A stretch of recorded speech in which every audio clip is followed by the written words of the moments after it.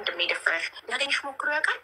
እስካሁን አልነገረችው ማዳምሽ ከሰራተኛችን ስትሄድ ከአንተ እርጉዝ ነበረች ብላ አልነገረችውም? ዩ ቲንክ ነግራው ይመስልሻል? ያገኝሽ ሞክሮ ያውቃል? በ4 ዓመት ውስጥ ነግረዋለች እና አገኘሽ? ኢትዮጵያ ሆነሽ ደወለልኝ አንድ ቀን ማለት ነው። ኢትዮጵያ ሆነሽ keenya kun akkuma argitan kana daa'ima bareedaa kana daa'ima argitanii jirtan maal jedhee isinitti hima isin immoo caala tiktookii ilaaltu waa hedduu miidiyaa garaagaraa irratti mul'achuu danda'a jechuudha. Baay'ee tokko na ajaa'ibe baay'ee waan gaariidhas jedhee yeroo tokko fudhadha jechuudha. Maaliif jennaan hojii hojjetattee kara biyyaa daa'imas qabattee kara biyyaa nuuf galte jechuudha. Obboleettiin keenya kuni hedduu nama dinqa. Maal seetanii yeroo tokko tuffii isaan nuuf qaban irraa ilaalchiseeti jechuudha. Amma wanni maal jechaanii jirti Habiibaan jechuudha. Obboleettii keenya kana waan ishiin jechaanii jirtu sii dawwalee hin beeku sii bilbileetoo beekayi jennaan guyyaa tokko naaf bilbilee beeka. Naaf bilbilee immoo osoo warri kiyya dhaga'uu baate osoo madaamin teetis dhaga'uu baatte laala kan akkasitti akkana godhu kun obboleessa haadha ishiin bira hojjettee yookaan madaamii ishiin bira hojjettee jechuudha. Walumaa galatti obboleessa hojjechuustuu ishiiti jechuudha. Osoo akkas ta'uu baate osoo ati himuu baatte osoo isaan dhaga'uu baatanii silaasin gargaarayyuu amma garuu erga isaan dhaga'anii akkaataan itti si gargaaru hin qabu jedhaan jechuudha. Tokkoffaa irratti inni hamilee isaa eeggachaa jira sinii galee hamilee isaatiif jechuudha kan gargaaru didu maaliif seetanii hojjettuurraa daa'ima argatee mucaan kuni rakasee jira. Mucaan kuni haala hin taane haala gadi bu'aadhaan waan laallamuuf tuffii nuu qaban irraa kan ka'e haala hin taane waan laallamuuf haala sanii fudhatee silaayyuu sin gargaara erga isaan dhaga'anii immoo sin gargaaru jedhee osoo isaan dhaga'uu baatanii kabajaa isaatiif jedhee in gargaara ture jechuudha. Dhoksaatti sinii galee miti. Kana fakkaata wantoonni akkanaa kun baay'eetu jira baay'achaa jira. Ijoolleen keenyas immoo tasas ta'uu danda'a jaalalas fakkaatee dhufuu danda'a gaarummoo namoota achiitirra biyyoota achiitirraa yookaan hojiif deemanii waan akkanaatirra bu'uu irraa biyyuma ofii keessattuu wanti nama mudatu hedduudha jechuudha. Waan hin taane wanni hin taane nama mudachuu danda'a sinii galee wanni hin taane biyya ofii keessattis nama hanqatu garuu immoo erga ta'ee kun kennaadha. Kennaan rabbi namaaf kenne ganama yaa ishiin kunis hin ta'a jettee yaaduu baattuti waaqayyo immoo godhee ta'ee jira. Erga ta'een booda immoo daa'imni kunis dhalatee akka guddatee hamma kana gahu kan gargaare rabbiidha. Immoo daa'ima kanarratti miidhaa dhufamu hin dhufu. Sammuu ishiitti foo sammuun ishii booddeetti akkam ta'a kan jedhuufi baay'ee ulfaataadha.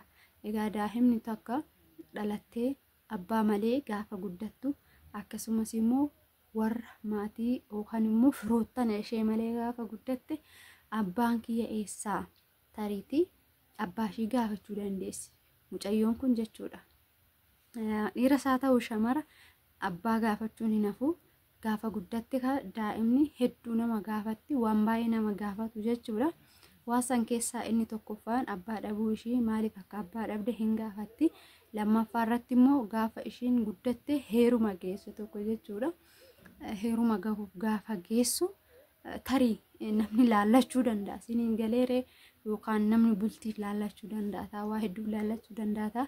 Abbaa qabdii jedhu sinii galee yookaan immoo ilma soo ta'e abbaa qabaa abbaan isaa eessa biyya arabaatitti haati ulfooftee dhufte yoo jedhan ulfooftee achi fiddee dhufte yoo jedhan hagam hamileen nama caba. Dhugaa dubbachuuf yoo ta'e hamilee eeggadha walumaanuu hamilee haa eeggannu isiniin jechuu barbaade tananii amma hundarratti murteessaa hin jiru. Tarii wanni kun dogoggoraan ta'uu danda'a tasaa jechuudha.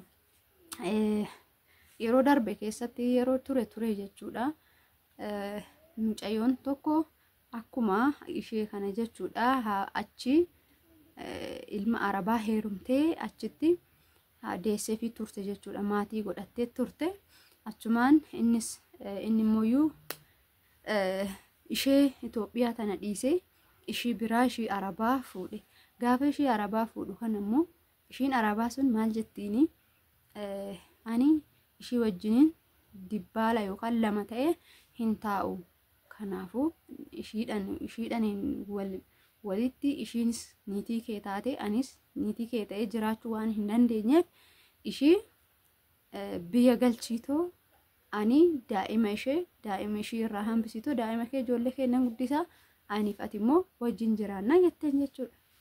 Egaa wanni godhamu hin jiru waan ta'eef maatiin achiitis maatiin isaatis ta'e maatiin nama mucayyoo arabaa sanii as ishiif mormu malee namni isaaf mormu hin jiru. Maaliif tun hojjettu waan taateef haala sanii fudhatamnaa jechuudha. Hojjettuun hojjechuuf biyyaa baate malee waan biraa keessa galtee daa'ima godhachuu achitti heerumuu waan adda addaatiif miti jechuudha. Kanaafuu buleettii keenya kanas kanuma mudate jechuudha. Ishiin immoo kan callistee galatteen kun gaariidha. Osoo yeroo san achitti dubbate ta'e tarii waliin miidhuu danda'u.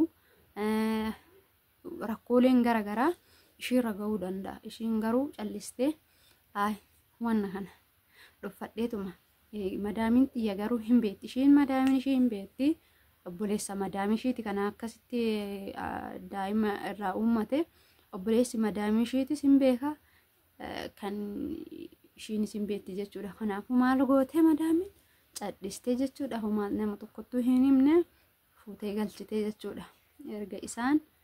Erga ishiin biyyatti galtee maatiin hundi dhagahee jechuudha. Sanii erga sanirraa kan ka'e maal jedhu mucaa isaaniitiin mucaadhaan jechuudha. Firoottan warroon itti dhiyaatan hojjettuu wajjin akkana ta'e hojjettuurraa daa'ima argate jedhanii waan haasa'aniif laala hamilee ishiitii miti hamileen isaatu qabnaan maal jedhaan ishiidha dawwalee to'e osoo warri kiyya dhagahuu baate sin gargaara ture garuu warri kiyya waan dhagaheef akkaataan itti si gargaaru hin qabu jedheeni jechuudha.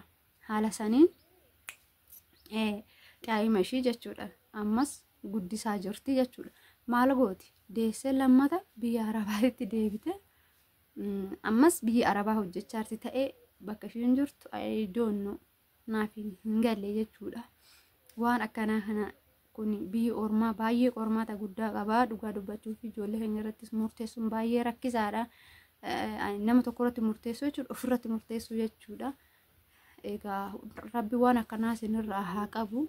Hojiidhaaf baane waan ta'eef hojii keenyatti milkoofnee akka gallu rabbi nu haa gargaaru. Waan biraa waan jennu hin qabnu. Viidiyoon keenya har'aa kana fakkaata. Warroonni mana kanaaf immoo haaraa taatan subscribe godhaa, share godhaa, like godhaa isin jenna. Viidiyoo birootiin akka